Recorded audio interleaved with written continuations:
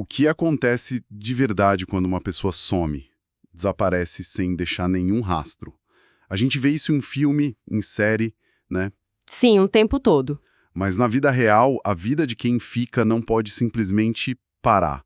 Como é que a lei lida com esse vazio, com essa incerteza absoluta? Hoje a gente vai mergulhar fundo no Código Civil italiano, que tem um manual de instruções surpreendentemente detalhado para essa situação. Nossa missão aqui é entender como o direito tenta transformar o caos da ausência em alguma ordem, sabe? Equilibrando a esperança de um retorno com a necessidade de seguir em frente. É uma ótima forma de colocar. Mas eu diria que é mais do que um equilíbrio, é uma espécie de escalada. Escalada. Como assim? A lei começa tratando a situação como um problema puramente administrativo, quase burocrático, sabe? E aos poucos, conforme o tempo passa e o silêncio se prolonga, ela é forçada a encarar a possibilidade da tragédia. Cada etapa que a gente vai discutir hoje é um degrau nessa escalada, do gerenciamento de bens até a aceitação da morte. Ok, vamos começar pelo primeiro degrau então. Uma pessoa some da noite para o dia. Ninguém sabe onde está. O que a lei faz primeiro? Manda a polícia procurar? A busca é um trabalho da polícia, claro, mas a primeira preocupação da lei civil é outra e é muito pragmática. E qual é? O patrimônio da pessoa. Imagine contas a pagar, um aluguel vencendo, talvez um negócio que precise de um responsável. Entendi. As coisas práticas da vida. Exato. A primeira medida do tribunal é nomear um curador. Pense nele como um administrador de emergência. A função dele não é investigar o sumiço, mas sim garantir que as coisas da pessoa não se percam ou sejam destruídas. É como apertar um botão de pausa, então. Isso. É um botão de pausa para proteger tudo que ela deixou para trás. Faz sentido. É uma medida de contenção. Mas isso não pode durar para sempre. E a família? Os filhos? Eles ficam só olhando esse curador tomar conta de tudo? Por um tempo, sim. A lei está operando na base da esperança. Ela presume que a pessoa pode voltar a qualquer momento. Certo. Mas aí o tempo passa, 1 ano, 2 anos, sem nenhuma notícia. A esperança começa a dar lugar a uma necessidade mais urgente. E é aqui que a gente sobe para o segundo degrau. A família pode pedir ao tribunal a declaração de ausência. Declaração de ausência. E o que isso muda na prática? Ah, muda tudo. A partir daí, os herdeiros legais, o cônjuge, os filhos recebem o que a lei chama de posse temporária dos bens. Posse temporária. O curador sai de cena e a família assume a administração. Ah, então agora eles podem usar os bens, vender um imóvel se precisarem, tocar vida. Opa, com calma. É aqui que a lei mostra que ainda está com o pé atrás, sabe? Posse temporária é a chave. Pense nisso como ser o zelador de uma casa de férias de um amigo muito rico. Você pode morar lá, usar a piscina, colher as laranjas do quintal para fazer um suco. Certo, posso usar. Mas você não pode vender a casa, nem hipotecá-la, nem alugá-la para outras pessoas. A casa ainda não é sua. Que analogia ótima. Então a família vira uma espécie de zeladora do próprio patrimônio. Mas isso não parece um pouco cruel? Como assim? E se eles estiverem passando por uma dificuldade financeira, precisando do dinheiro para uma emergência médica, por exemplo, a lei não está sendo protetora demais com quem sumiu e, dura demais com quem ficou? Essa é uma pergunta excelente. E a lei tenta responder. Os herdeiros não podem sair vendendo tudo, mas podem pedir uma autorização especial ao juiz. Ah, existe essa possibilidade? Sim.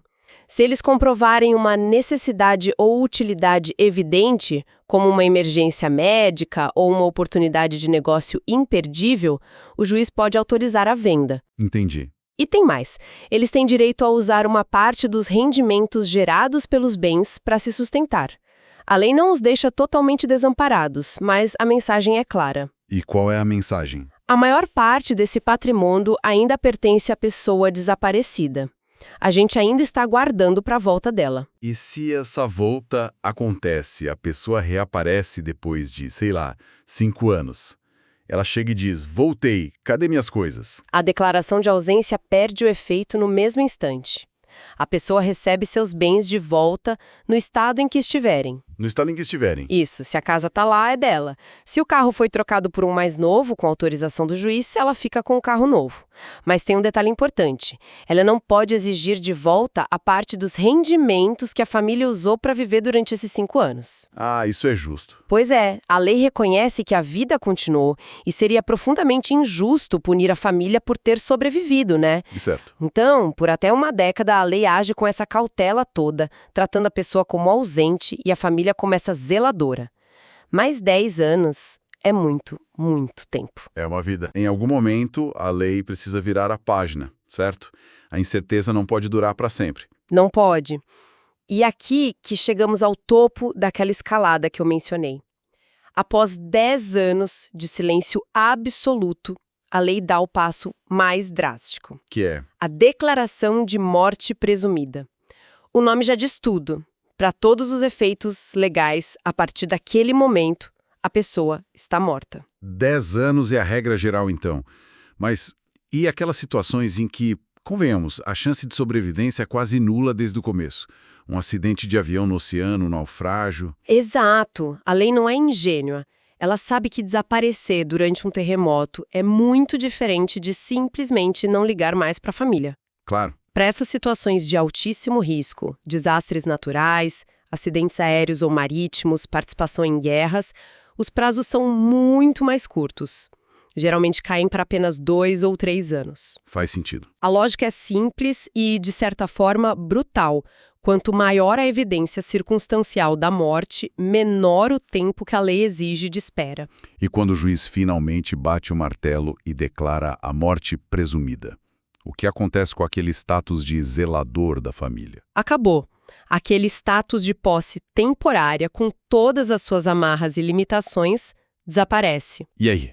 A herança é aberta de forma definitiva, o zelador vira o dono, o cônjuge se torna viúvo ou viúva, o casamento é legalmente dissolvido, a vida, do ponto de vista legal e patrimonial, pode finalmente seguir em frente sem o fantasma da incerteza.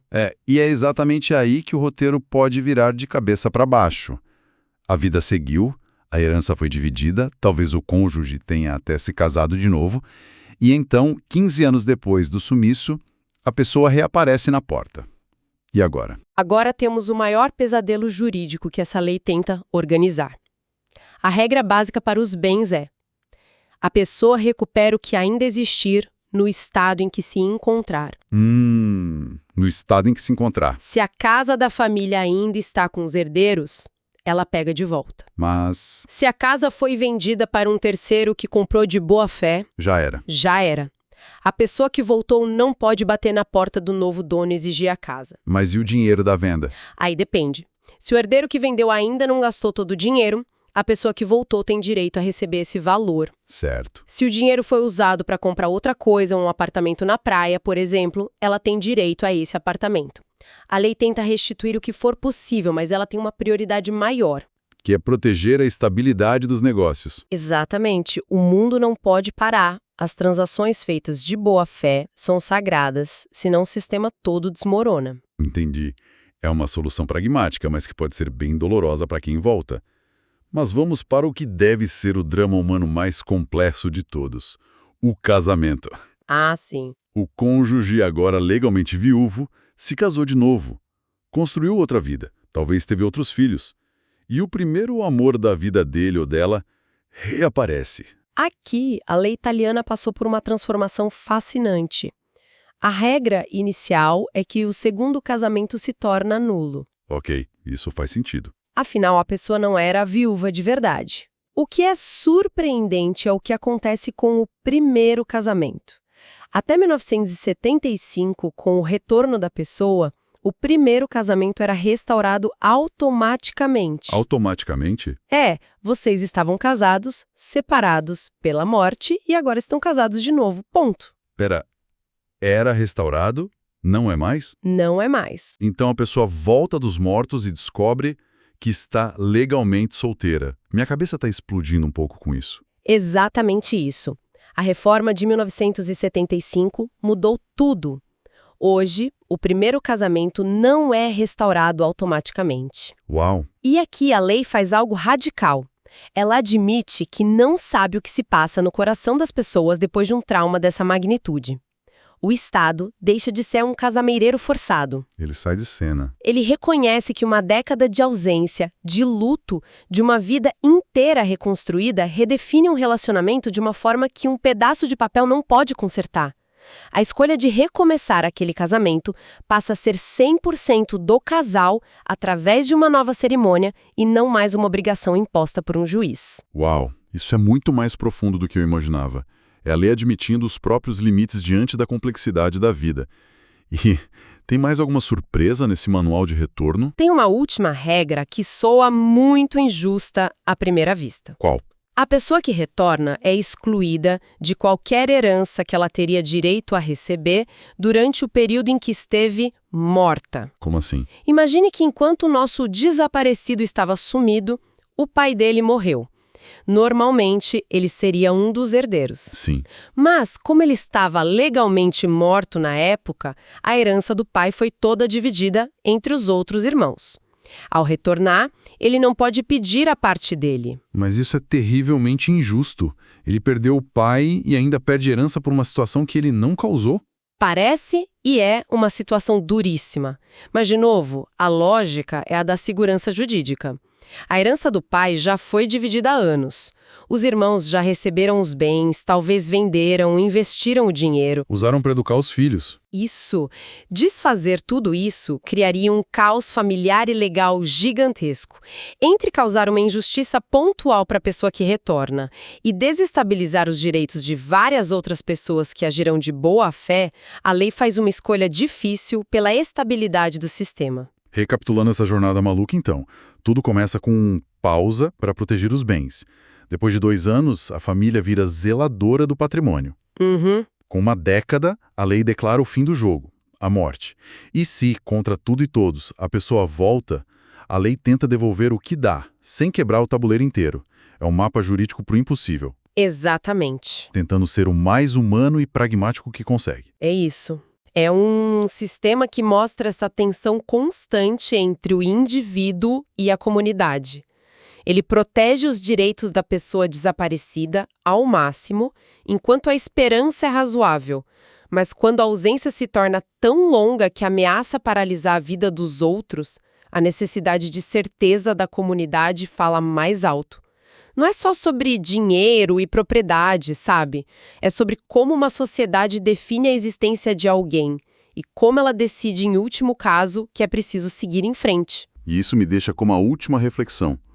Esse código é incrivelmente detalhado sobre casas, carros, dinheiro e casamentos. Mas ele foi escrito muito antes do nosso mundo digital. Muito antes. Se alguém declarado morto voltasse hoje, o que significaria recuperar seus bens? A lei pode devolver a casa, mas e a sua vida digital? Seus perfis em redes sociais, que viraram memoriais, suas contas de e-mail, seu histórico no WhatsApp? A lei sabe como devolver uma propriedade, mas será que ela sabe como ressuscitar um fantasma digital?